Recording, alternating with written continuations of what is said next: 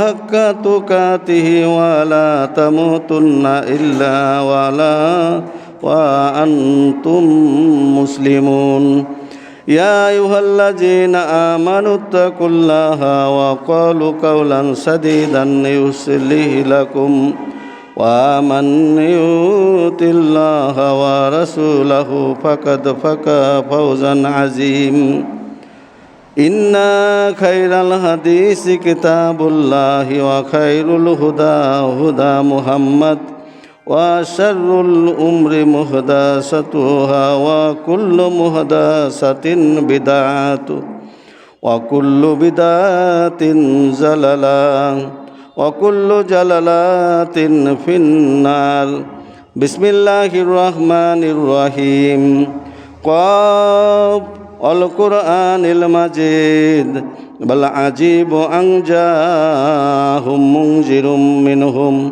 منهم فقال الكافرون هذا شيء عجيب أإذا متنا وكنا ترابا ذلك رجع بعيد قد علمنا ما تنقص الأرض منهم وعندنا كتاب حفيظ بل كذبوا بالحق لما جاءهم فهم في أمر مريض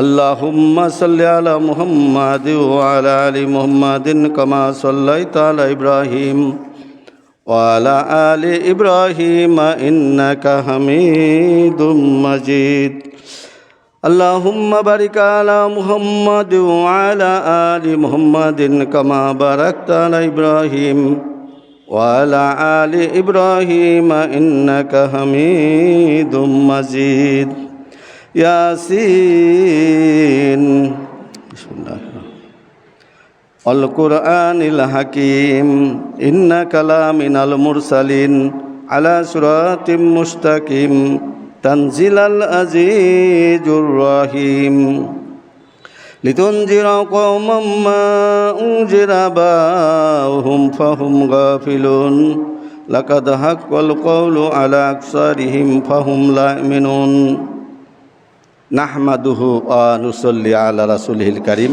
আম্মা বাদ কোটি কোটি শুকরিয়া জ্ঞাপন করছি মহান রব্বুল আলামিনের দরবারে যিনি আজ পবিত্র জুম্মার দিন শুক্রবার জুম্মার সালাত আদায় করার জন্য আমাদের কতিপয় বান্দাবান্দীদের আল্লাহর ঘর মসজিদে আসার জন্য যে তৌফিক দান করেছেন এই জন্য মহান রব্বুল আলামিনের দরবারে শুকরিয়া জ্ঞাপন করছি আলহামদুলিল্লাহ।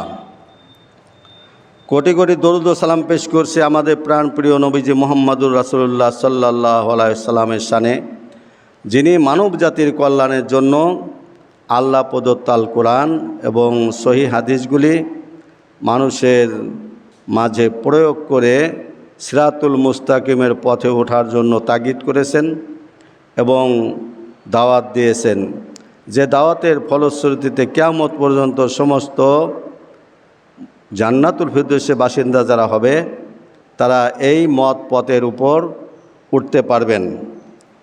এই জন্য আমরা রাসূলুল্লাহ সাল্লাল্লাহু আলাইহি সাল্লামের উপর একবার দরুদ ইব্রাহিম পাঠ করি।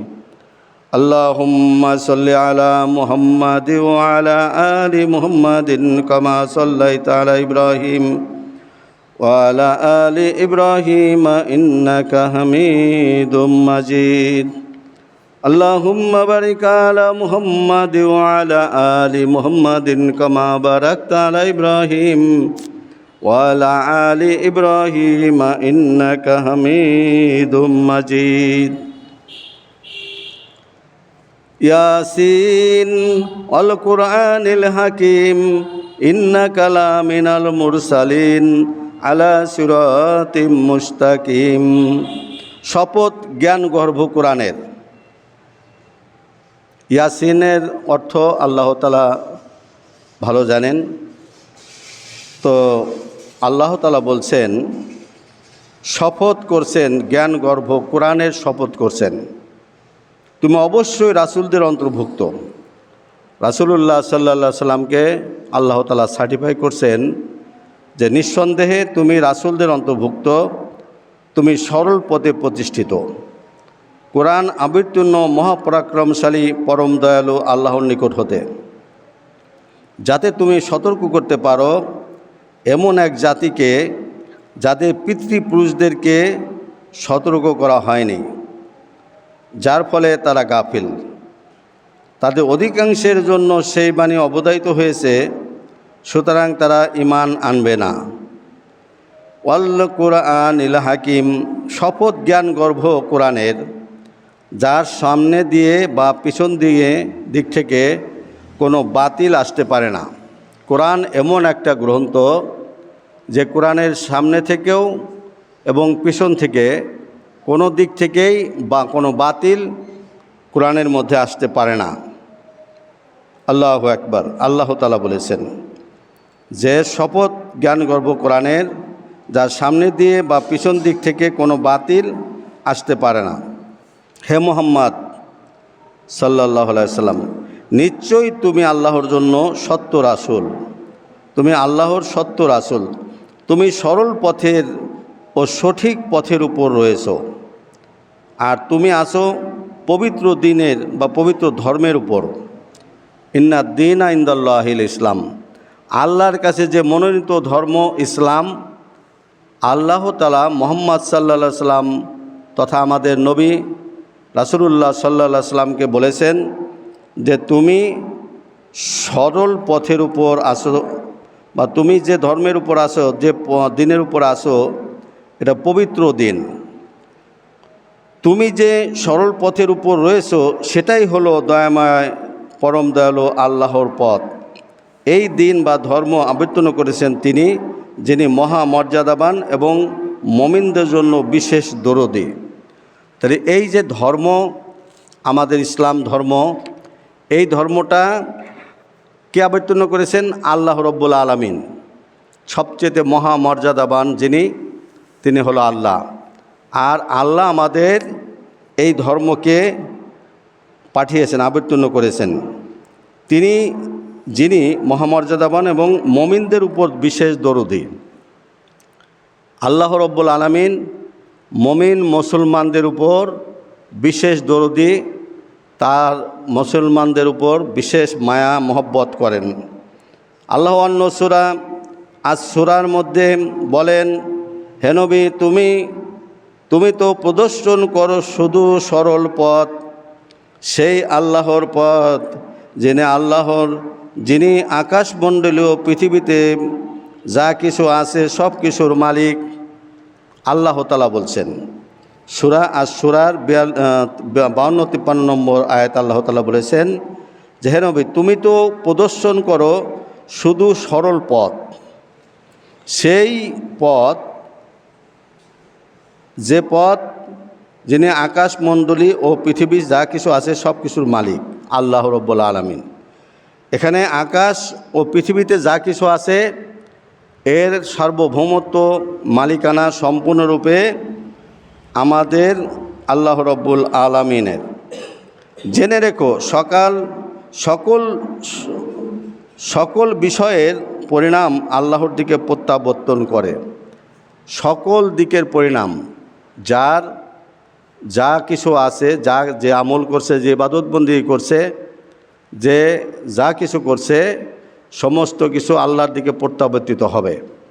যদি ভালো করে সে ভালোটাও প্রত্যাবর্তিত হবে, পুরস্কার পাবে।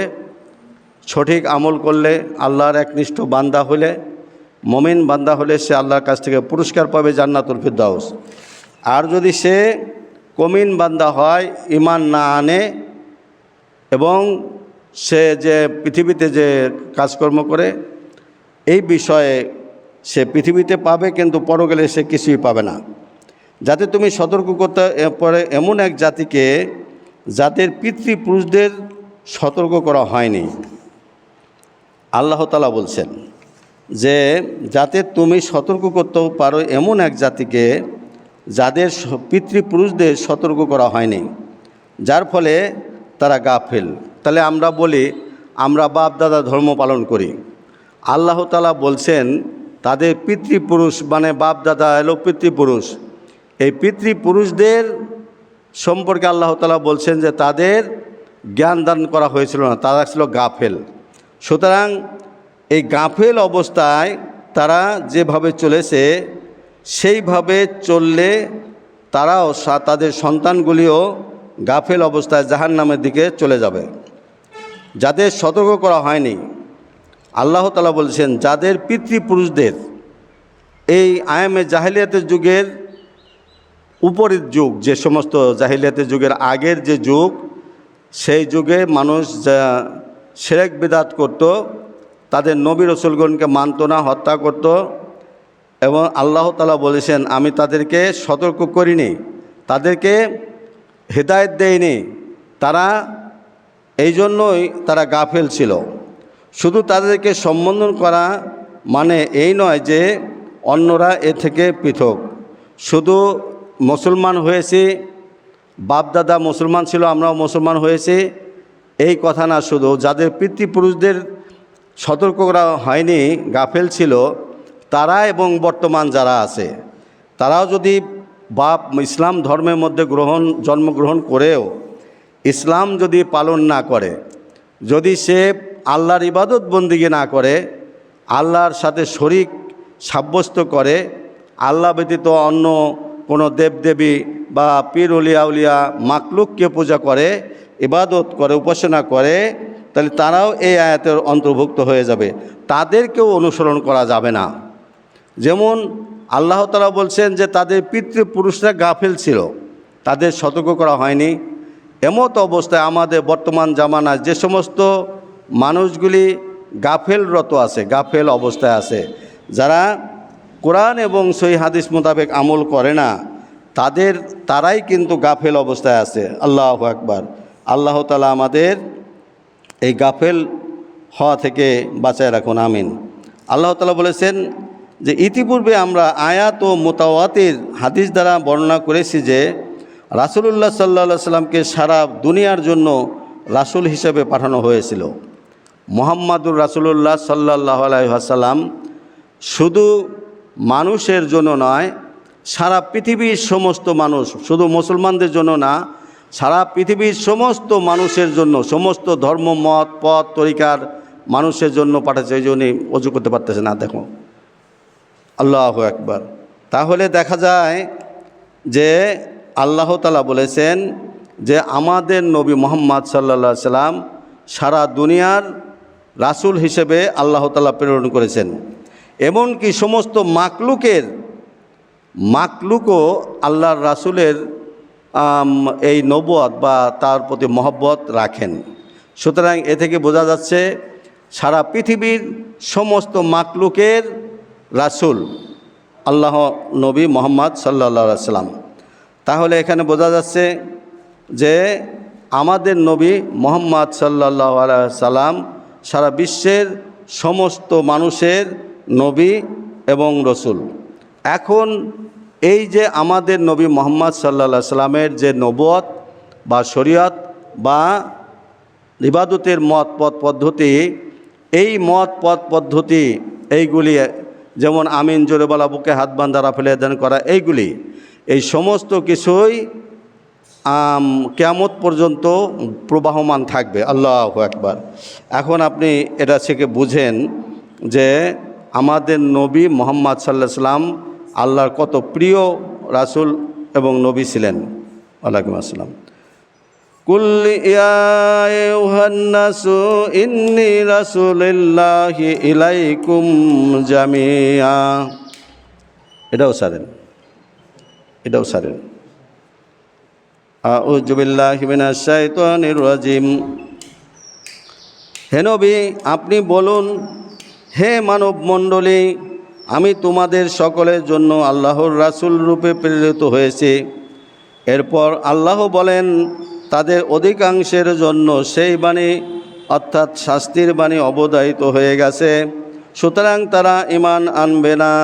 তারা আল্লাহ ও রাসূল সাল্লাল্লাহু আলাইহি সাল্লামকে অবিশ্বাস করতেই থাকবে। মানে আল্লাহ রাব্বুল আলামিন বলেছেন যে হে নবী, আপনি বলুন, হে মানব মণ্ডলী, আমি তোমাদের সকলের জন্য আল্লাহর রাসূল রূপে প্রেরিত হয়েছি। এরপর আল্লাহ বলেন, তাদের অধিকাংশের জন্য সেই বাণী অর্থাৎ শাস্তির বাণী অবধারিত হয়ে গেছে, সুতরাং তারা ঈমান আনবে না। তারা আল্লাহ ও রাসূলুল্লাহ সাল্লাল্লাহু আলাইহি সাল্লামকে অবিশ্বাস করতেই থাকবে। একবার যেহেতু অবিশ্বাস করছে, এ অবিশ্বাস করতেই থাকবে। দেখছেন এখানে কত বড় একটা বিষয় রয়েছে, যে যারা নাকি আল্লাহ এবং আল্লাহর রাসূলকে বিশ্বাস করে না এবং অবিশ্বাস করে, তার অনুসরণ করে না, আল্লাহ এবং আল্লাহর রাসূলের মত পথ তরিকা মতো ইবাদত বন্দেগী করে না, তারা কিন্তু আর তাদের এই সংখ্যা মানে এই অভ্যেসটা বাড়তেই থাকবে। তারা আজকে রাসূলুল্লাহ সাল্লাল্লাহু আলাইহি সাল্লামের মত পথ তরিকাকে যেমন তারা ধরতে পারছে না, তারা অনুসরণ করতে পারছে না। তারা যতই বৃদ্ধি পাবে বয়স, আস্তে আস্তে আস্তে আস্তে তারা এই সংখ্যা আরও বাড়তেই থাকবে। আরও সামনে যতই বয়স বৃদ্ধি পাবে, তারা কিন্তু আর মুহাম্মদ সাল্লাল্লাহু আলাইহি সাল্লাম এবং আল্লাহকে বিশ্বাস করতে আর পারবে না, অবিশ্বাস করতেই থাকবে। ইন্না জাআলনা ফি আনাকিহিম আগলালান ফাহিয়া ইলাল আযকানি ফাহুম মুকমাহুন ওয়া জাআলনা মিন বাইনি আইদিহিম সাদ্দাও ওয়া মিন খালফিহিম সাদ্দান ফাগশাইনাহুম ফাহুম লা ইবসিরুন। আমি তাদের গলদেশে চিবুক পর্যন্ত বেড়ি পড়িয়েছি, ফলে তারা ঊর্ধ্বমুখী হয়ে গেছে।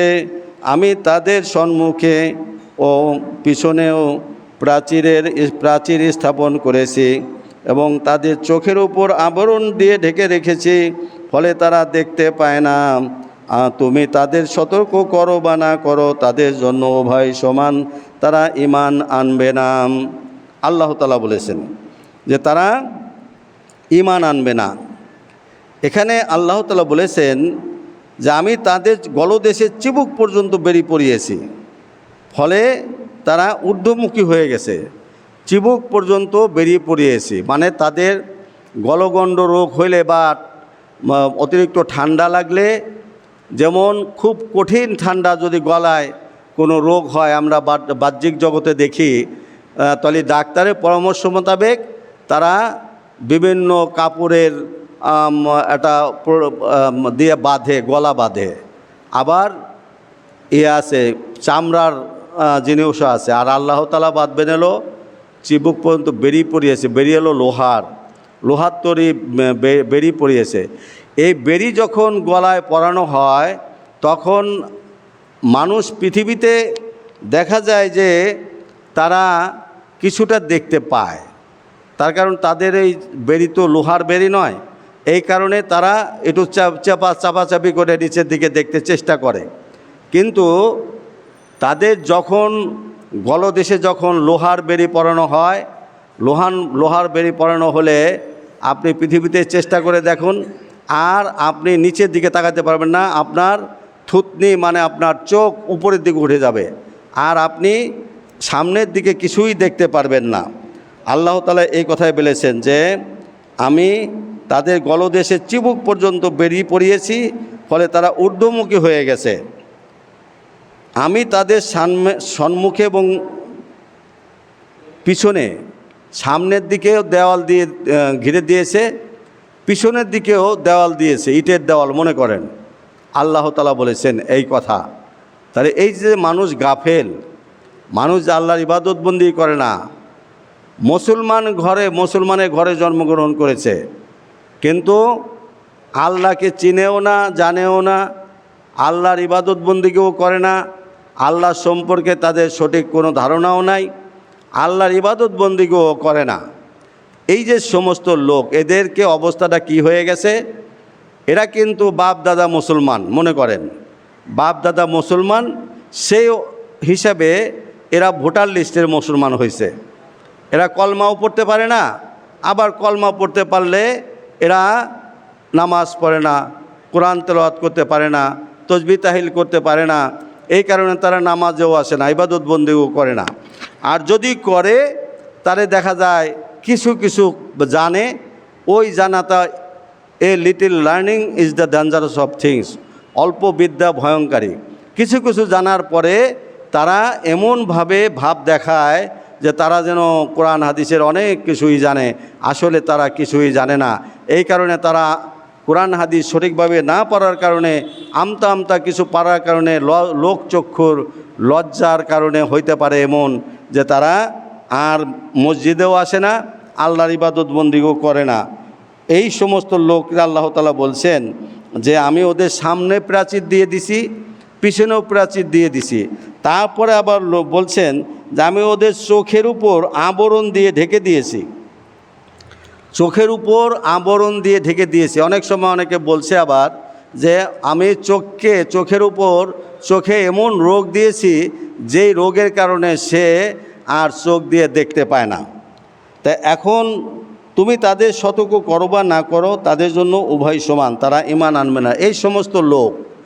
এই সমস্ত লোকের ব্যাপারে আল্লাহ তাআলা বলেছেন যে এরা তো আসলে বাপ দাদা থেকে মুসলমান, কিন্তু নিজে মুসলমান হয় নাই, নিজের নামটা শুধু মুসলমান রেখেছে, কিন্তু এরা মুসলমানদের গীবত গায়, মুসলমানদের সম্পর্কে নানা সমালোচনা করে, মুসলমান কোরআন হাদিসে কথা বললে তাদের গায়ে আগুন জ্বলে যায়।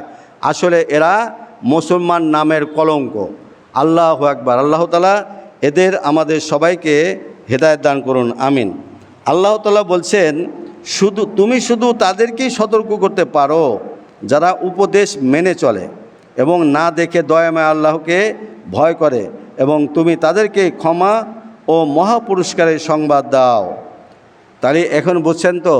তাহলে এই দেখেন আমাদের সমাজে যারা নাকি অল্প বিদ্যা ভয়ঙ্কর, যারা অল্প অল্প জানে, পীর সেজে বসে আছে এবং মুরিদ সেজে বসে আছে, আবার তারা এমন কথা বলে যে আল্লাহরে দেখতে চাও, আল্লাহরে দেখা যায়, পীরের দরবারে যাইয়া যদি মুরিদ হও তাহলে আল্লাহরে দেখা যায়। এই ধরনের ফালতু কথাবার্তা বলে মানুষকে আকৃষ্ট করে।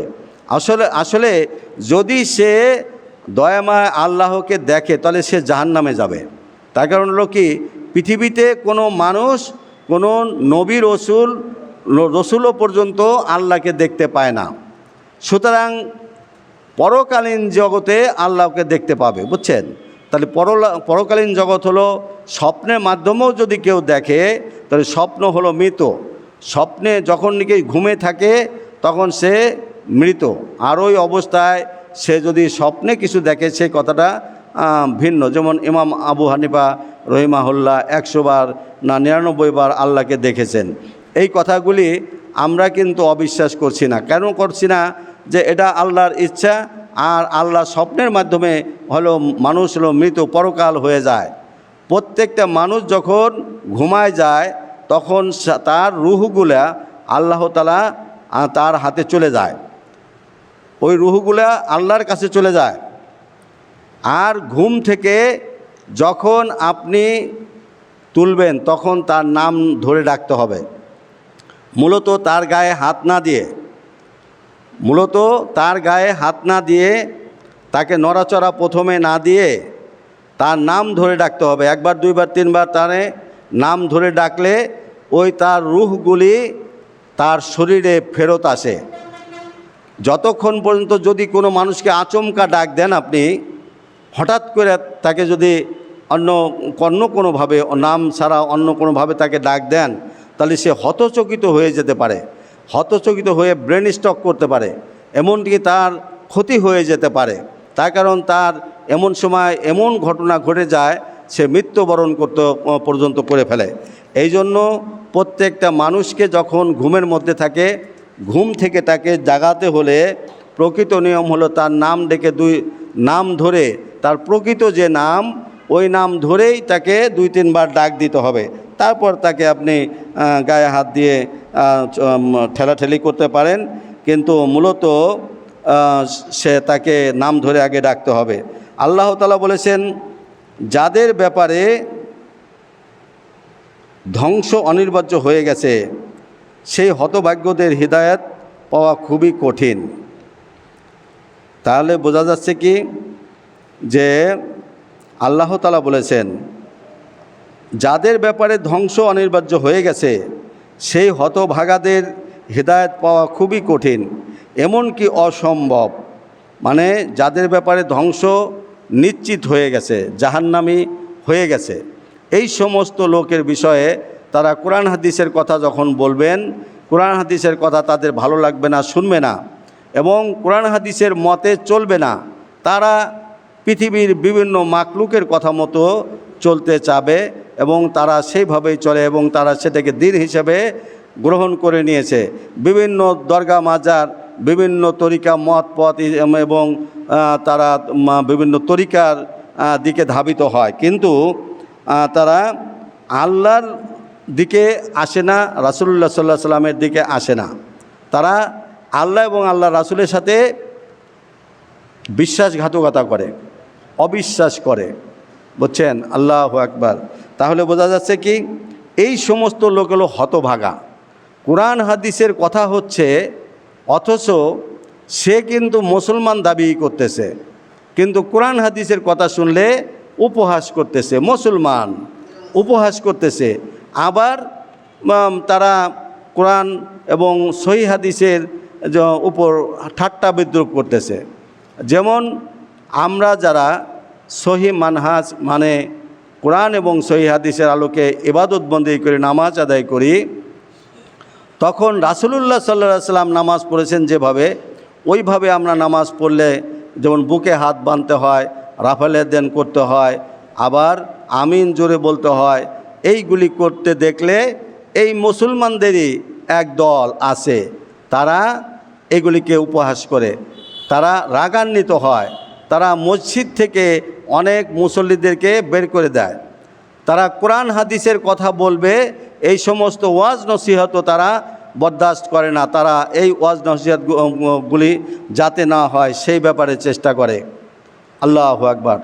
এখানে একটু চিন্তা ভাবনার বিষয়, এরা কি হতভাগ্য?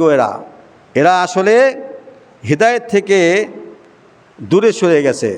যদি তওবা করে ফিরে না আসে এবং প্রকৃত হক কোরআন এবং সহিহ হাদিসের আলোকে ইবাদত বন্দেগী করতে হবে।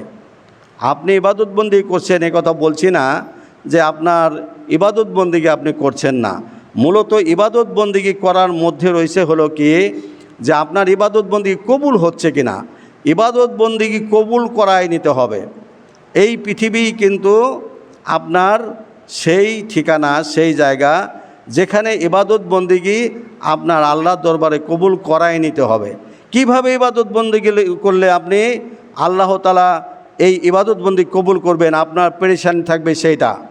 ইবাদত বন্দেগী করলেন আপনি, কিন্তু কবুল হলো না, ওই ইবাদত বন্দেগী কখন করবেন আপনি? আপনি মরে যাওয়ার পর তো আপনার ইবাদত বন্দেগী করার সময় শেষ, আর আপনার কোনো আমল গ্রহণযোগ্য হবে না, আর আমল করতেও পারবেন না। আল্লাহু আকবার। বুঝতে পারছেন তো? এই পৃথিবী হলো আপনার ইবাদত বন্দেগী করার জায়গা। আল্লাহু আকবার। তাহলে আল্লাহ বলছেন কি, যে যারা আল্লাহ তাআলা বলছে যাদের ব্যাপারে ধ্বংস অনিবার্য হয়ে গেছে, সেই হতভাগাদের হিদায়াত পাওয়া খুবই কঠিন, এমনকি অসম্ভব। এরা তো ওই লোকদের মতো যাদের হাত ঘাড়ের সাথে বেঁধে দেওয়া হয়েছে, যাদের হাত ঘাড়ের সাথে বেঁধে দেওয়া হয়েছে, আর যাদের হাত তাদের চিবুকের সাথে শক্ত করে লটকানো আছে, ফলে তাদের চিবুক উপরের দিকে উঠে রয়েছে। তাদের দুই হাত তারা ঘাড়ের সাথে বেঁধে দিয়েছে। যেমন আমরা পৃথিবীতে দেখি বিভিন্ন দেশের যে পুলিশই যখন ধরে তখন কি করে, তারা তাদের হাত দুই ঘাড়ের সাথে রাখতে হয়, ঘাড়ের সাথে দিয়ে এমনভাবে বেঁধে রাখে। তাহলে বুঝছেন, যখন তাদের হাত ঘাড়ের উপর দিয়ে বেঁধে রাখে তখন কিন্তু আর তাদের কিছু করার থাকে না, কোনো কিছু করার ক্ষমতা থাকে না। এখন দেখেন, ফলে তাদের চিবুক উপরের দিকে উঠে গেছে। চিবুক মানে থুতনির উপরে, এই গলার উপরে যে বিষয়টা, এটা উপরের দিকে উঠে গেছে। আল্লাহ তাআলা বলেছেন তখন কি হবে, যে সেহেতু তাদের কোনো ভালো কাজের দিকে হাত বাড়াতে পারে না। বুঝছেন? আপনি ভালো কাজের দিকে হাত কিভাবে বাড়াবেন? তার কারণ আপনার হাত তো ঘাড়ের সাথে বাঁধা। আপনি হিদায়াত পান নাই, আল্লাহর সাথে বিদ্রোহ করেন, আল্লাহর হুকুম অমান্য করে আপনি আল্লাহর মাকলুকের পূজা করেন। বিভিন্ন দেবদেবী, এই যে মাটি তৈরি করছে, মাটি থেকে মূর্তি তৈরি করে, পাথর থেকে মূর্তি তৈরি করে। এই এক টুকরা পাথর মাকলুক সারা পৃথিবী এবং কিয়ামত পর্যন্ত যদি চেষ্টা করে, এক টুকরা পাথর তৈরি করতে পারবে না, অথচ সেই পাথর দিয়ে মূর্তি বানায়, সেই মূর্তিকে পূজা করে, মাটি দিয়ে মূর্তি বানায়। এই পৃথিবীর কোনো মাকলুক, এমন কোনো মাকলুক আগেও ছিল না, কিয়ামত পর্যন্ত কোনো মাকলুক থাকবে না যে মাকলুকে এক টুকরা মাটি তৈরি করতে পারে। অথচ দেখেন যে তারা আল্লাহর তৈরি করা মাটি দিয়ে আল্লাহর শত্রু তৈরি করে, আল্লাহর সাথে শরিক তৈরি করে তার ইবাদতবন্দি করে। যেমন আর আল্লাহর তৈরি করা মাকলুককে তারা যারা পূজা করে, চিন্তা করছেন, আল্লাহর তৈরি মাকলুক দিয়ে মাটি, সোন, বাঁশ এইগুলি দিয়ে তারা মূর্তি তৈরি করে। আর কিছু মানুষ আছে, মুসলমানও দাবি করে, তারা আবার কি করে, আল্লাহ তৈরি করা মানুষকেই দেবতার স্থানে বসায়, আল্লাহ তৈরি করা মানুষকেই আল্লাহর স্থানে বসায় তার উপাসনা করে। নাউজুবিল্লাহ মিন যালিক। বুঝছেন? তাহলে কত বড় গাফেল লোক এরা। তারা কোনো ভালো কাজে অগ্রসর হতে পারে না। তাদের দুই হাত তার ঘাড়ের সাথে বাঁধা, তাদের দুই হাত ঘাড়ের সাথে বাঁধা, আর তাদের চিবুক উপরের দিকে উঠে গেছে, ঘাড় মানে মাথা, চোখগুলি উপরের দিকে উঠে গেছে, যার ফলে তারা কি করতে পারে না, তাদের মাথা, যার ফলে তারা সমস্ত ভালো কাজ, মানে ভালো কাজের দিকে হাত বাড়াতে পারে না। তারা যে একটা ভালো কাজ করবে হাত দিয়ে, দান সদকা করবে, বা একটা সমাজের কোনো ভালো কাজ, ইবাদত বন্দেগী, কোনো কিছুই তারা আর করতে পারে না, তার কারণ তাদের হাত এলো ঘাড়ের সাথে বাঁধা। নাউজুবিল্লাহ মিন যালিক। বুঝছেন? আল্লাহ তাআলা যারা গাফেল করে দিয়েছেন, যারা কোরআন এবং সহিহ হাদিসের অনুসরণ করে না, এবং যারা কোরআন এবং সহিহ হাদিস মোতাবেক ইবাদত বন্দেগী করে না, তাদের ঘাড়ের সাথে বাঁধা, তাদের দুই হাত ঘাড়ের সাথে বাঁধা, এবং তাদের মাথা উঁচু, এবং এই হাত তাদের কোনো ভালো কাজের দিকে তারা হাত বাড়াতে পারে না। তাদের মাথা উঁচু এবং হাত তাদের মুখে, হাত এলো তাদের মুখের উপর পড়ে, তাদের ঘাড় যখন ধরবে তখন হাতটা তার মুখের উপর এসে যায়। এমতো অবস্থায় আল্লাহ তাআলা বলছেন যে তাহলে কী করতে পারে না, তারা কোনো ভালো কাজের দিকে হাত বাড়াতে পারে না, তাদের মাথা উঁচু এবং হাত তাদের মুখে, ফলে তারা সমস্ত ভালো কাজে শক্তিহীন, তারা সমস্ত ভালো কাজে শক্তিহীন। দেখা যায় না, আমার এই সামর্থ্য নাই। চলেন ওই জায়গা আল্লাহর দ্বীনের জন্য, মানুষের উপকারের জন্য একটা বাঁধ তৈরি করতে হবে, কিংবা একটা রাস্তা তৈরি করতে হবে, কিংবা একটা ব্রিজ তৈরি করতে হবে। না রে ভাই, আমার ওখানে যাওয়ার কায়দা নাই, তোমরাই করো গা। কারণ হলো সে ভালো কাজে যেতে পারবে না, তার হাত বাঁধা, এই জন্য সে শক্তিহীন। ওয়াতাজআল ইয়াদাকা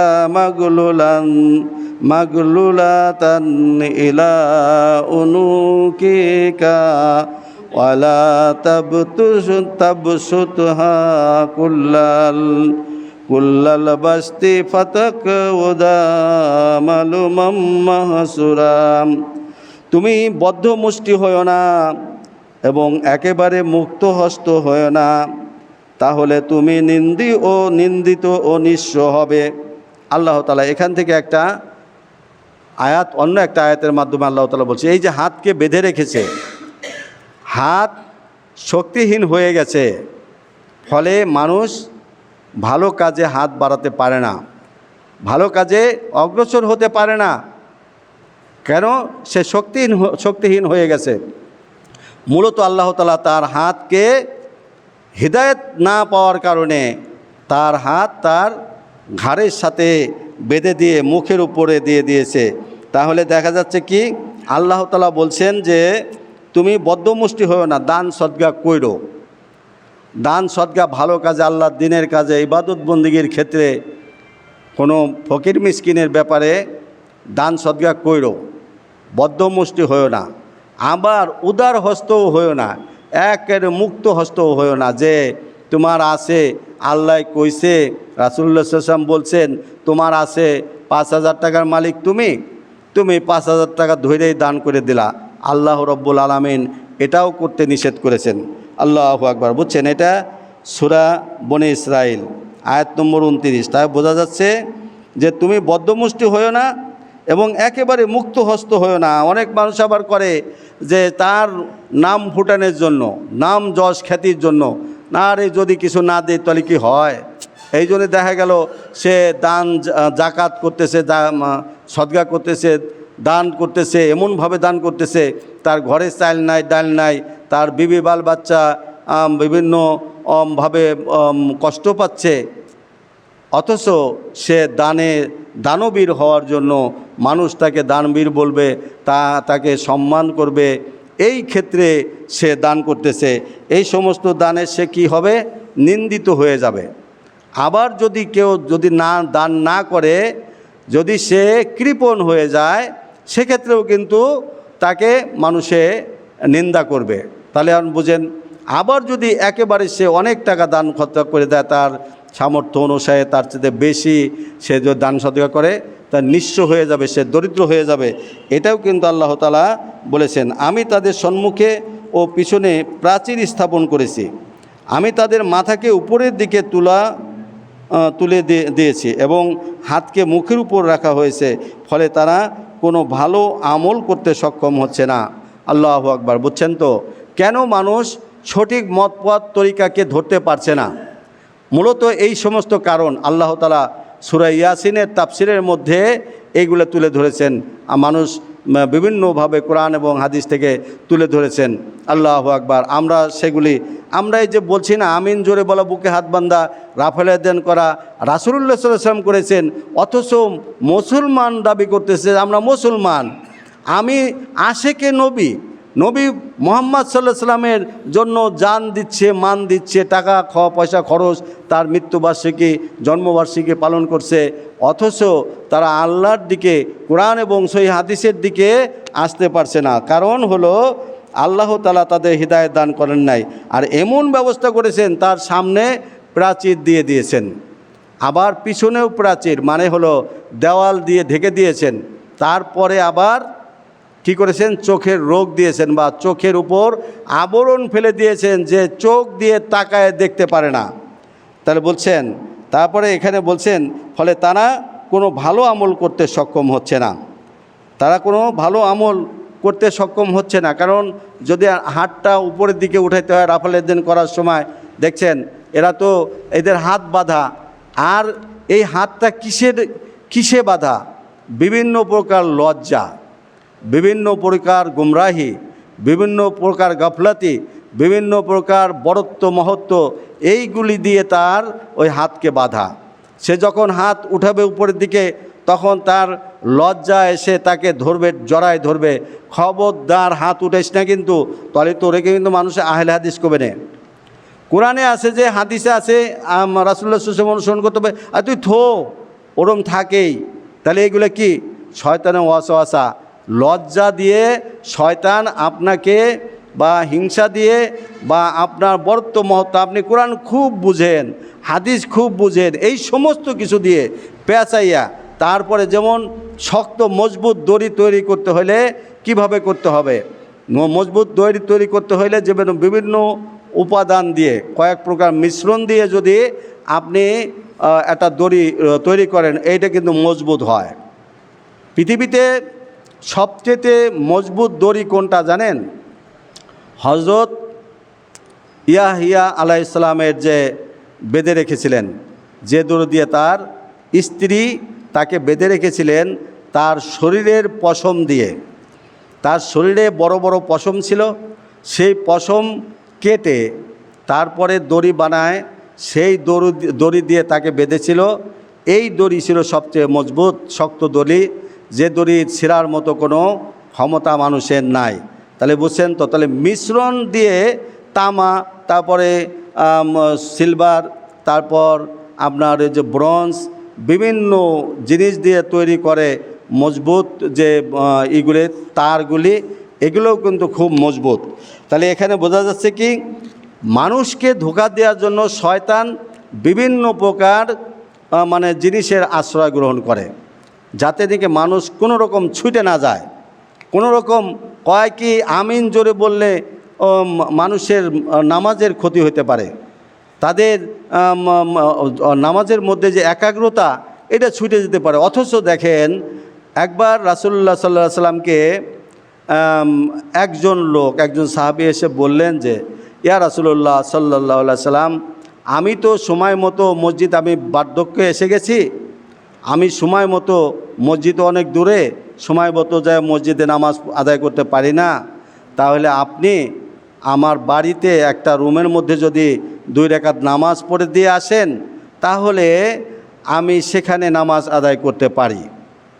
রাসূলুল্লাহ সাল্লাল্লাহু আলাইহি ওয়াসাল্লাম তার দাওয়াত নিয়ে হযরত আবু বকর রাদিয়াল্লাহু আনহু, হযরত ওমর রাদিয়াল্লাহু আনহু, হযরত উসমান রাদিয়াল্লাহু আনহু, এই ধরনের নাম করা, হযরত আলী রাদিয়াল্লাহু আনহু নাম করা অনেক সাহাবী নিয়ে তার বাড়িতে গেলেন।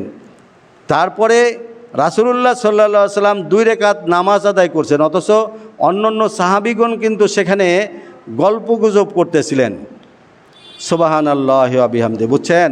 নামাজ আদায় করছেন, আমিন জোরে বললে আপনার নামাজ নষ্ট হয়ে যায়, অথচ রাসূলুল্লাহ সাল্লাল্লাহু আলাইহি ওয়াসাল্লাম নামাজ আদায় করতেছেন 2 রাকাত নামাজ একটা বাড়িতে, সেখানে অন্যান্য উচ্চ মানের সাহাবা আজমাইনগণ সেখানে উপস্থিত, তারা কিন্তু বিভিন্ন গল্প করতেছেন। আর গল্প করার সময় রাসূলুল্লাহ সাল্লাল্লাহু আলাইহি ওয়াসাল্লামের একটা বিষয়ে একটা লোক সম্পর্কে সাহাবা আজমাইনগণ আলোচনা করছেন। এমত অবস্থায় নামাজ শেষে রাসূলুল্লাহ সাল্লাল্লাহু আলাইহি ওয়াসাল্লাম সেই নামাজের তারা যে আলোচনা করছে, সেই আলোচনার জবাব সে শুনতে পেয়েছে, আলোচনার কথাগুলি শুনতে পেয়ে বলেছেন নামাজ শেষ করে যে, তোমরা ওই লোকটা সম্পর্কে এত লেগে পড়ছো কেন? তাহলে এই ধরনের একটা কথা বলেছেন। আল্লাহু আকবার, বুঝছেন তো? আর আমিন জোরে বলে আপনার নামাজ নষ্ট হয়ে যায়, অথচ রাসূলুল্লাহ সাল্লাল্লাহু আলাইহি ওয়াসাল্লামের সামনে তারা গল্প করতেছে, তারপরে নামাজ আদায় করছে, সেই নামাজও কিন্তু নষ্ট হয় নাই। এমনকি নামাজ শেষে রাসূলুল্লাহ সাল্লাল্লাহু আলাইহি ওয়াসাল্লাম নামাজে থেকেই কিন্তু ওই কথাগুলি শুনতে পেয়েছেন। আল্লাহু আকবার। তাহলে আপনার নামাজ নষ্ট হয়ে যায় আমিন জোরে বলা শুনে। তাহলে আপনার নামাজ যদি আমিন জোরে বলা শুনে নষ্ট হয়ে যায়, আপনি গুসা হয়ে পড়েন, আপনি যদি রাগান্বিত হন, তাহলে আপনার চরিত্র, আপনি যেই হন না কেন, আপনি কিন্তু আপনার চরিত্র মিশে গেছে ইহুদিদের সাথে, নাসারাদের সাথে। ইহুদি এবং নাসারারা মুসলমানদের আমিন জোরে বলা শুনে এবং সালাম বিনিময় করা শুনে সবচেয়ে বেশি রাগান্বিত হন। তাই পৃথিবীর কোনো মানুষ যদি আমিন জোরে বলা এবং রাফালে দেন করা বা সুন্নত বা সালাম বিনিময় করার কারণে যদি রাগান্বিত হয়ে যায়, তাহলে 100% কনফার্ম যে সে ইহুদিদের দলভুক্ত হয়ে যাবে। আল্লাহু আকবার। তাহলে বুঝেন যে তাহলে আমাদের এই কথাগুলি একটু চিন্তা ভাবনা করতে হবে।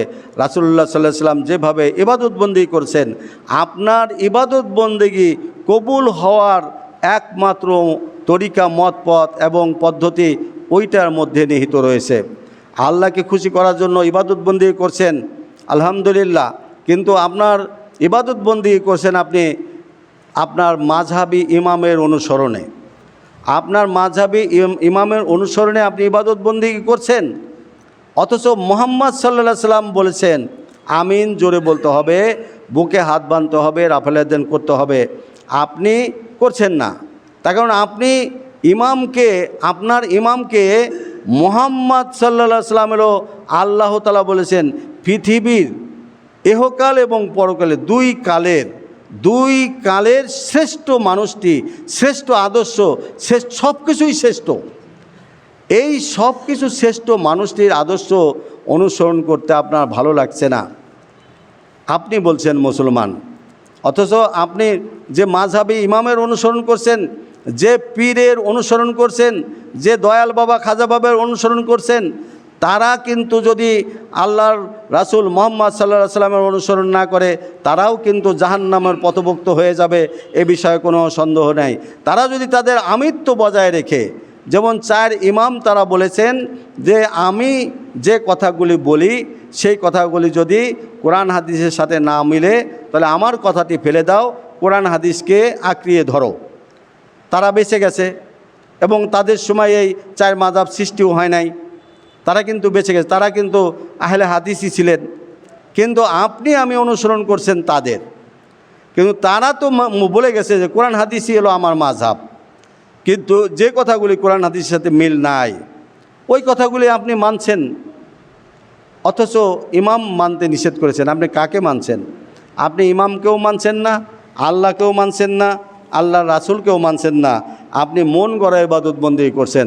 আপনি মানুষ পূজা করছেন, আলেম পূজা করছেন, আলেম বলেছে, পীর পূজা করছেন, পীরে বলেছে, ইমাম পূজা করেছেন, ইমাম বলেছে। এই কারণে আপনি ওইভাবে ইবাদত বন্দেগী করছেন। আসলে ওইভাবে ইবাদত বন্দেগী আপনি করলে আপনার আল্লাহ এবং আল্লাহ রাসূল সাল্লাল্লাহু আলাইহি সাল্লাম সন্তুষ্ট হবে না এবং আপনার ইবাদত বন্দেগী কবুলও হবে না। এখন আপনি দেখেন আপনি ইবাদত করবেন কি না করবেন। আল্লাহু আকবার। আল্লাহ তাআলা আমাদের সবাইকে এই বুঝতে দান করুন, আমিন। আল্লাহ তাআলা বলেছেন যে ফলে তারা কোনো ভালো আমল করতে সক্ষম হচ্ছে না।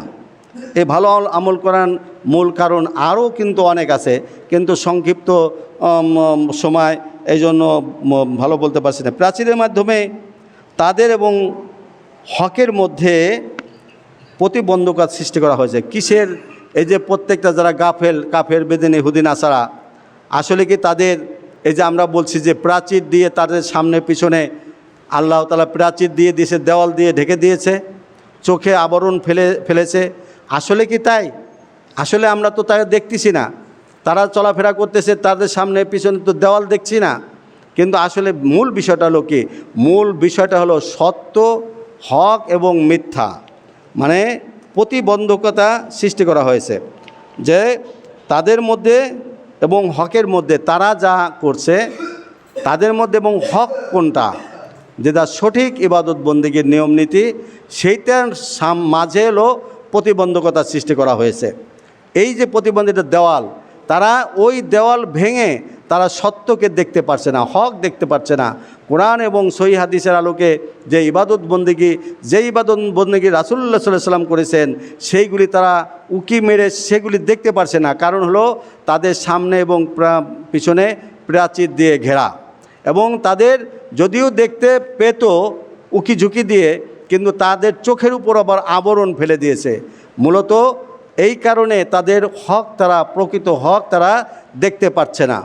মুহাম্মদ সাল্লাল্লাহু আলাইহি সাল্লামকে নামাজ শিক্ষা দিয়েছেন হযরত জিবরাইল আলাইহিস সালাম 10 ওয়াক্ত নামাজ। সেই নামাজের মধ্যে আমিন জোরে বলা, বুকে হাত বাঁধা, রাফেলে দেন করা ছিল। অথচ 23 বছর ধরে এই কিতাব আল কোরআন পৃথিবীতে এনেছেন যে জিবরাইল আলাইহিস সালাম। আল্লাহ তাআলা বলেছেন জালিকাল কিতাবুল লা রাইবা ফিহি হুদাল লিল মুত্তাকিন। আর সেই জিবরাইল আলাইহিস সালামই 10 ওয়াক্ত নামাজ মক্কার উপকণ্ঠে রাসূলুল্লাহ সাল্লাল্লাহু আলাইহি সাল্লামকে স্বয়ং পড়িয়েছেন। তাই সেই জিবরাইল আলাইহিস সালামের আনা নামাজের মধ্যে সন্দেহ পোষণ করছে, অথচ কোরআনের মধ্যে সন্দেহ পোষণ করতে ওরা কিন্তু কোরআনের মধ্যেও সন্দেহ পোষণ করার চেষ্টা করেছে। তারা তাদের তাফসির বা তারা যে কোরআনের যে ব্যাখ্যাগুলি করছে, এর মধ্যে তারা তাদের ওই মতামত ঢুকিয়ে দিয়ে তারা কি করছে, একটা দল এক দিকে নিয়ে যাচ্ছে। আল্লাহু আকবার। আল্লাহ তাআলা আমাদের এই সমস্ত বিষয় থেকে রক্ষা করুন। তাই কি হচ্ছে, প্রকৃত অর্থে তারা তাদের যে হক, যে সঠিক, যেটা মুহাম্মদ সাল্লাল্লাহু আলাইহি সাল্লাম কীভাবে নামাজ আদায় করেছেন, এইটাকে দেখতে দিচ্ছে না। এইটার মাঝে দেওয়াল দিয়ে ঘিরে রাখছে। তারা আল্লাহ তাদের হিদায়াত দান করে নাই। এই কারণে তারা সত্যটা বুঝতে পারছে না, সঠিকটা দেখতে পারছে না। তারা দেখতে পারছে না, মূলত তাদের সামনে প্রাচীর দিয়ে ঘিরে দেওয়া হয়েছে। ফলে তারা বিভ্রান্ত হচ্ছে। তারা এক অবস্থা হতে অন্য অবস্থায় ঝাঁপিয়ে পড়ে বিপদগামী হচ্ছে। তারা এক অবস্থায় যদি একজন পীর, ওই পীর ধরছে, পীরের কাছে যদি দেখা গেছে যে আসলে ওই পীরের চেতে অন্য আর এক পীর হলো খুব জলিল কদর পীর, খুব তার মুখ দিয়ে আগুন জ্বলে, এই ধরনের কথাবার্তা প্রোপাগান্ডা ছড়ায় দেয় শয়তানের ওয়াসওয়াসা। তখন কি করে, এই লোকগুলি আবার বেশি পাওয়ার ধান্দায়, তাহলে হক্কানি আলেমকে পাওয়ার ধান্দায় এরা কিন্তু আবার ছুটে সেখানে চলে যায়। তারা যে পীরের মুরিদ, সেই পীরের মুরিদ বাদ দিয়ে অন্য পীরের মুরিদ হইতে চলে যায়। মানে কি, এক অবস্থা থেকে তারা অন্য অবস্থায় দৌড়াদৌড়ি ছুটোছুটি করছে। তারা সত্য যখন কোরআন এবং সহিহ হাদিসের মধ্যে রয়েছে আর এবং রাসূলুল্লাহ সাল্লাল্লাহু আলাইহি সাল্লামের যে নিয়ম নীতিগুলি রয়েছে সেই দিকে কিন্তু খুঁজছে না, খুঁজছে হলো পৃথিবীর মাকলুক কোথায় কি করছে সেই দিকে খুঁজছে। আর সেই দিকে কিন্তু তাদের কিন্তু ওইটার দিকে দেওয়াল দিয়ে ঘেরা নাই। এক পীরের মুরিদ আর এক পীরের মুরিদ হবে এই জন্য কিন্তু দেওয়াল দিয়ে ঘিরে নাই, তার পীর কিন্তু বলছে খবরদার যেও না। আবার তারা ফতোয়া বাইর করছে যে যদি একজন মুরিদ আর একজন পীরের মুরিদ হয় তা দুই পীর তারে দুই কাঁধে মানে দুই হাতে করে তা জান্নাতে নিয়ে যাবে, নাউজুবিল্লাহ মিন যালিক। চিন্তা করছেন তারা কত সহজ করে দিয়েছে, ব্যাপারটা আরও আকর্ষণীয় করে তুলেছে যে তলিত দুই তলিপের চার পীরের মুরিদ যদি হয় তাহলে দেখা যাবে চার হাত পাও দুইখান আর হাত দুইখান চারখান দইরা ইজিভাবে আরও নিয়ে যেতে পারবে। তাহলে এখন বুঝেন বিষয়টা কত দ্রুত মানুষ, আর এই যদি কয় তাহলে দেখা যাবে ওইখানেও কিন্তু মানুষ ভিড়ে যাবে। আসলে এই মানুষগুলি হিদায়াতপ্রাপ্ত না, তারা আসলে তাদের সামনে পিছনে প্রাচীর দিয়ে ঘেরা, যার ফলে তারা সত্যি জিনিসটা তারা দেখতে পাচ্ছে না। আল্লাহ তাআলা আমাদের সবাইকে হিদায়াত দান করুন, আমিন। আল্লাহ তাআলা বলছেন ফাআগসাইনাহুম ফাহুম লা ইবসিরুন, অর্থাৎ তাদের সত্যের পথ খুঁজে পাওয়া থেকে আমি তাদের অন্ধ করে দিয়েছি, ফলে তারা হিদায়াতের পথে ভালো কিছু অর্জন করতে পারছে না। বুঝছেন তাহলে কি হচ্ছে যে আল্লাহ তাআলা তাদের সত্যের পথ খুঁজে পাওয়া থেকে আমি তাদেরকে অন্ধ করে দিয়েছি। তারা সঠিক দেখবে, চোখে দেখবে, কোরআন হাদিস থেকে বয়ান দিচ্ছে, তো কোরআন হাদিসে রাসূলুল্লাহ সাল্লাল্লাহু আলাইহি ওয়াসাল্লাম স্পষ্ট সহিহ হাদিস দেখাচ্ছে, আমিন জোরে বলতেন, রাফিলেদেন করতেন, বুকে হাত বাঁধতেন। তারা বিকল্প পথ খুঁজে বের করে ফেলায়। কী বের করে কয় আমিন তো আসতে বলাও আছে, হাদিস আছে, সহিহ হাদিস। এই কথাটুক একটুও চিন্তা ভাবনা করে না যে সাধারণ মানুষও তাদের জ্ঞানে এই কথাটা এসে যাবে। আর নামাজ কি শুধু জোরে পড়ার নিয়ম আছে নাকি নামাজ আস্তে পড়ার নিয়মও আছে?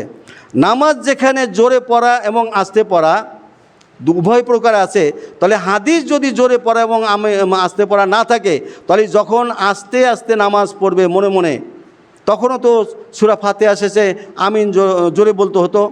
তো এই কথাটি একটু বুঝে না যে আস্তে আমিন বলার জন্য আস্তে হাদিস আর জোরে আমিন বলার জন্য জোরে হাদিস। জেহেরি নামাজে জোরে আমিন বলার কথা বলে হয়েছে, কিন্তু যখন মনে মনে সূরা ফাতিহা পাঠ করা হয় তখন তো আর জোরে আমিন বলার কথা আসে নাই। এখন যদি কোনো মানুষ মনে মনে আমিন বলা হাদিস না থাকতো, তাহলে যখন সে জোহর আসর বা অন্য যে নামাজে সুন্নত নামাজে সূরা ফাতিহা পড়ে সেখানে আমিন বলার ক্ষেত্রে ওই জায়গায় আমিন জোরে বলতে হতো, তখন এটা হাদিস। এখন যেহেতু হাদিস এসেছে জোরে আমিন বলতে হবে জোরে নামাজের ক্ষেত্রে, আস্তে নামাজের ক্ষেত্রে বা মনে মনে নামাজের ক্ষেত্রে জোরে আমিন বলার কোনো হাদিস বা কোনো তাগিদ নেই যে জোরে আমিন আছে, কিন্তু নামাজ যখন তুমি পড়বা তখন মনে মনে পড়ো আর আস্তে পড়ো, কিন্তু তুমি আমিন জোরে বলবা। এই কথা কিন্তু কখনো কোনো হাদিসেও বলে নাই, মুফতি মুহাদ্দিসগণও বলছে না।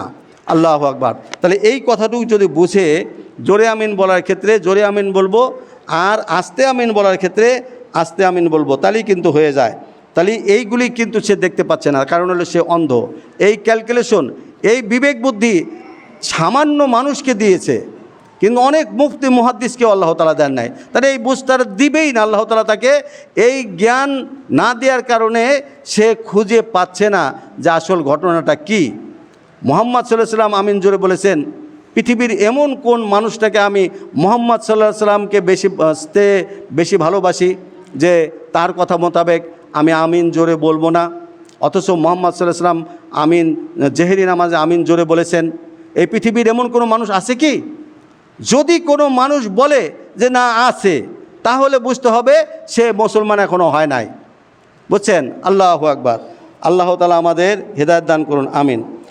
ওয়ালা তাকুনান্না ইন্না মিনাল্লাযিনা কাযযাবু বিআয়াতিল্লাহি ফাতাকুনা মিনাল খাসিরিন ইন্নাল্লাযিনা হাক্কাত আলাইহিম কালিমাতু রাব্বিকা ربك لا يؤمنون ولو جاءتهم كل آية حتى يروا العذاب الأليم। এবং তুমি আল্লাহর নিদর্শন প্রত্যাখ্যানকারীদের অন্তর্ভুক্ত হও না, তাহলে তুমি ক্ষতিগ্রস্তদের অন্তর্ভুক্ত হয়ে যাবে।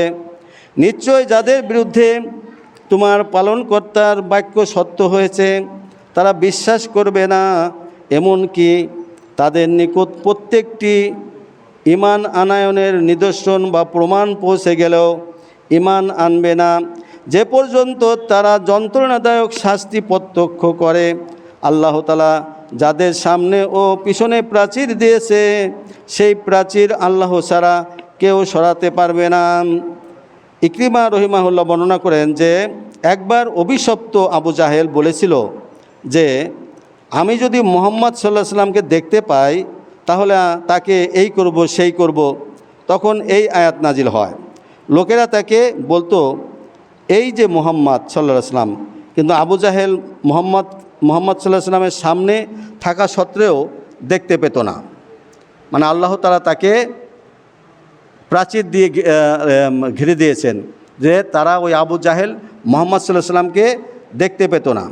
ওই সময় কিছু কিছু সময় যেখানে সে তার কোনো ক্ষতি করার জন্য চেষ্টা করত, সে বলতো কোথায় সে, আমি তাকে দেখতেই পাচ্ছি না। তাবারি 495 নম্বর হাদিস। তুমি তাদের সতর্ক করো বা না করো উভয় সমান, তারা ঈমান আনবে না। আল্লাহ তাআলা তাদের জন্য নির্ধারণ করে রেখেছেন যে তারা বিভ্রান্তিতে ডুবে থাকবে, ফলে তারা সতর্ক করো বা না করো ঈমান আনবে না। ইন্নাল্লাযীনা ইয়াখশাউনা রাব্বাহুম বিল গায়বি লাহুম মাগফিরাতুন ওয়া আজরুন কাবীর। সুবহানাল্লাহ।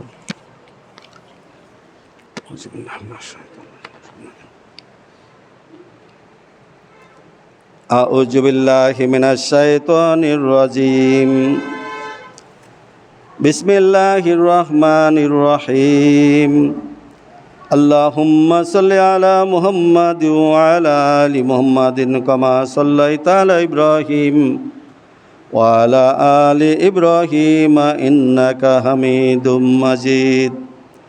আল্লাহুম্মা বারিক আলা মুহাম্মাদ ওয়া আলা আলি মুহাম্মাদিন কামা বারাকতা আলা ইব্রাহিম ওয়া আলা আলি ইব্রাহিম ইন্নাকা হামিদুম মাজিদ। ইন্নাল্লাযীনা ইয়াখশাউনা রাব্বাহুম বিল গায়বি লাহুম মাগফিরাতুন ওয়া আজরুন কাবীর। নিশ্চয় যারা তাদের রবকে না দেখেই ভয় করে তাদের জন্য রয়েছে ক্ষমা ও মহা পুরস্কার। আমি মৃতকে জীবিত করি, কিয়ামতের দিন আমি নতুনভাবে তাদেরকে সৃষ্টি করতে সক্ষম। এতে বোঝা যাচ্ছে আল্লাহ তাআলা বলেছেন নিশ্চয় যারা তাদের রবকে না দেখেই ভয় করে। আর আমাদের দেশের কিছু কিছু মানুষ আছে তারা আল্লাহকে দেখায় আবার দেখে। তাহলে এখানে বোঝা যাচ্ছে যারা বলবে যে আল্লাহরে দেখছি তারা ক্ষতিগ্রস্ত। আর আরেকটা আয়াতে আছে দয়াময় আল্লাহ তাআলাকে যে যারা না দেখে বিশ্বাস করে এবং তার ইবাদত বন্দেগী করে তার জন্যই আল্লাহ প্রস্তুত করে রেখেছেন জান্নাত। দয়াময় আল্লাহ তাআলাকে না দেখে বিশ্বাস করতে হবে। যদি দেখাটাই জরুরি হতো তাহলে হযরত মুসা আলাইহিস সালামকে আল্লাহ তাআলা দেখা দিতেন। একটু চিন্তা ভাবনা করলে দেখা যায় যে পৃথিবীতে একমাত্র মুসলিমগণ, খাঁটি মুসলিমগণ, তারা ব্যতীত পৃথিবীতে অন্য যত জাতি আছে তবে ইহুদিরা ছাড়া। ইহুদিরাও অবশ্য উজায়েরকে আল্লাহর বেটা বলছে। আসলে মুসলিম ব্যতীত পৃথিবীতে বর্তমান যা আছে তাতে মুসলিমদের মধ্যেও ৭৩ দলে এক দল, আর সারা বিশ্বের অন্য সমস্ত মানুষ সহ তারা কিন্তু জাহান্নামের মুখোমুখি হয়ে যাচ্ছে। কারণ হলো মুহাম্মদ সাল্লাল্লাহু আলাইহি সাল্লামের প্রতি মহব্বত নাই। নাম বলছি আমরা মুসলমান, অথচ মুহাম্মদ সাল্লাল্লাহু আলাইহি সাল্লামকে শত্রুতা করে সবচেয়ে বেশি হলো শিয়ারা। শিয়াদেরকে মুসলমান বলাই যাচ্ছে না। তাহলে আপনি বুঝছেন, আপনি যদি মুহাম্মদ সাল্লাল্লাহু আলাইহি সাল্লামের সাথে শত্রুতা পোষণ করেন, তার অনুসরণ না করেন, তার আনুগত্য না করেন, তার রীতিনীতি মোতাবেক পদ্ধতি মোতাবেক আল্লাহর ইবাদত না করেন, তাহলে আপনার একটা কমতি থেকেই যাচ্ছে। আপনি একটু চিন্তা ভাবনা করেন। আপনি তো বলছেন পীর বাবা, দয়াল বাবা, খাজা বাবা, ইমামে আজম বা বিভিন্ন ইমাম, উলিয়া উলিয়া, মুহাদ্দিস, মুফতিগণকে আপনি মানছেন। আপনি এতটুকু কি বুঝতে পারছেন? মুহাম্মদ সাল্লাল্লাহু আলাইহি সাল্লামকে শুধু শিয়ারা এই বলছে যে জিবরাইল আলাইহিস সালাম মুহাম্মদ সাল্লাল্লাহু আলাইহি সাল্লামের কাছে ভুলে নবুয়ত নিয়ে গেছে, আর এ কারণেই তারা অমুসলিম হয়ে যায়। তাহলে আপনি বুঝছেন যে আপনি মুহাম্মদ সাল্লাল্লাহু আলাইহি সাল্লামকে নবী হিসেবে মানছেন, অথচ এই মান্যতা করার মত পথ পদ্ধতিগুলি ভিন্ন। মানছেন ঠিক আছে, কিন্তু আমি হানাফি, এই কারণে মুহাম্মদ সাল্লাল্লাহু আলাইহি সাল্লামের কথা বা কোরআন হাদিসের কথা আসলেও আমরা ওটাকে প্রাধান্য দিচ্ছি না, তার কারণ আমরা তো একটা মাযহাবে ভুক্ত। আপনারা একটা পীর ধরেছেন, তাই পীর বলেছে যদি কোনো মুরিদ আল্লাহর কথার চেয়ে পীরের কথাকে বেশি মান্যতা না করে, সে প্রকৃত মুরিদই না। আসলে বুঝছেন, তাহলে সে মুরিদ হওয়ার জন্য পাগল হয়ে গেছে। মুরিদ হওয়ার জন্য সে আল্লাহ এবং আল্লাহ রাসূলের কথাকে বাদ দিয়ে সে মুরিদ হবে, সে পীরের আস্থাভাজন হবে, পীরের হাতে হাত রাখবে। চিন্তা করছেন? এই জন্য এই সমস্ত লোককে আল্লাহ তাআলা গাফেল বানায় দিয়েছেন। আল্লাহ তাআলা আমাদের সবাইকে এই গাফেল থেকে মুক্ত করে আল্লাহ আপনি আমাদের হেদায়েত দান করুন, আমিন। হে আল্লাহ, আমরা যারা এই জুম্মার সালাত আদায় করার জন্য মসজিদে এসেছি, আপনি আমাদের উপর, আমাদের স্ত্রী, আমাদের ছেলেমেয়েদের উপর, আমাদের ছোট বড় ভাই বোন, আত্মীয় স্বজনদের উপর আপনার খাস রহমত, নেয়ামত, হেদায়েত, বরকত নাজিল করুন। সমস্ত রোগ শোক, বালা মুসিবত, জিন ইনসান, ভূত প্রেত, দানব ও শয়তানের ওয়াসওয়াসা থেকে, আসমানি জমিনে মালা মুসিবত থেকে আপনি আমাদেরকে রক্ষা করুন। হে আল্লাহ, সমস্ত কাফের বেদিন, ইহুদি, নাসারা, শিরককারী, বিদআতকারীদের ফিতনা ফিসাদ থেকে এবং আসমানি জমিনে মালা মুসিবত থেকে এবং সমস্ত অভাব অভিযোগ থেকে, দারিদ্রতা থেকে এবং অসুখ বিসুখ, বালা মুসিবত থেকে আপনি আপনার মুহাম্মদ সাল্লাল্লাহু আলাইহি সাল্লাম, আপনার প্রিয় হাবিব মুহাম্মদ সাল্লাল্লাহু আলাইহি সাল্লামের উম্মতদেরকে আপনি রক্ষা করুন, আমিন।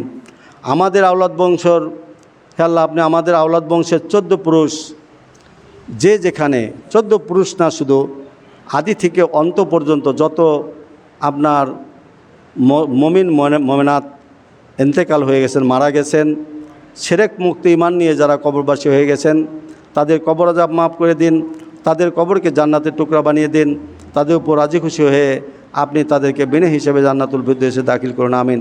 হে আল্লাহ, আপনি আমাদের পার্থিব জগতের যাবতীয় সমস্যাগুলি সমাধান করে দিন, সুষ্ঠু সুন্দর হালাল রুজির ব্যবস্থা করে দিন এবং আমাদের কাজকর্ম এবং বেকারত্ব দূর করে দিন, আমাদের শরীরে শেফা দান করুন এবং আমাদেরকে হেদায়েত দান করুন, আমাদের জাহান্নামের আগুন থেকে রক্ষা করুন। হে আল্লাহ, আপনি আমাদের জাহান্নামের আগুন থেকে রক্ষা করুন। হে আল্লাহ, আপনি আমাদের জাহান্নামের আগুন থেকে রক্ষা করুন। হে আল্লাহ, আপনি আমাদের উপর রাজি খুশি হয়ে আপনি আমাদেরকে বিনা হিসেবে জান্নাতুল ফিরদৌস দাখিল করুন। হে আল্লাহ, আপনি আমাদেরকে বিনা হিসেবে